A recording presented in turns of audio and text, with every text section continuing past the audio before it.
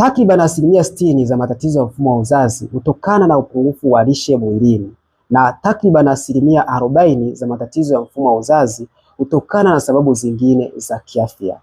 Na wengi hawashindwi kupata ujauzito kwa kusudi la kukosa lishe, bali wengi hushindwa kujua ni aina gani ya vyakula au aina gani ya lishe watumie, kwa kiwango gani na kwa muda gani sahihi. Na hii ndiyo huja kupelekea nutritional deficiency au upungufu wa lishe au virutubisho maalum mwilini, na hii hupelekea wanawake wengi kujikuta wanapata matatizo mbalimbali ya kiafya, lakini pia kushindwa kupata ujauzito.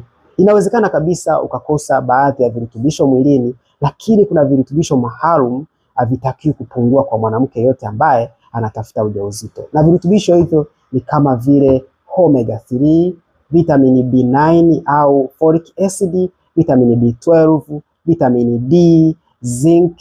Hivi ni virutubisho ambavyo havitakiwi kupungua mwilini. Vikipungua inaweza ikaathiri ovulation, ukakosa ute wa uzazi, inaweza ikaathiri hormone, inaweza ikaathiri mzunguko wa hedhi, na inaweza ikaathiri uwezo wa kupata ujauzito.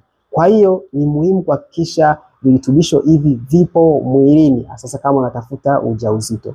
Kama umetafuta ujauzito kwa muda mrefu au umekuwa ukihangaika na matatizo mbalimbali ya mfumo wa uzazi, nao package maalum ambayo ukitumia inaenda kuondoa changamoto za mfumo wa uzazi, lakini pia inaenda kuweka virutubisho maalum ambavyo vinakuwa vinakosa mwilini. Unaweza ukachukua namba kwenye profile tukawasiliana, lakini pia usisahau kulike na kushare video hii.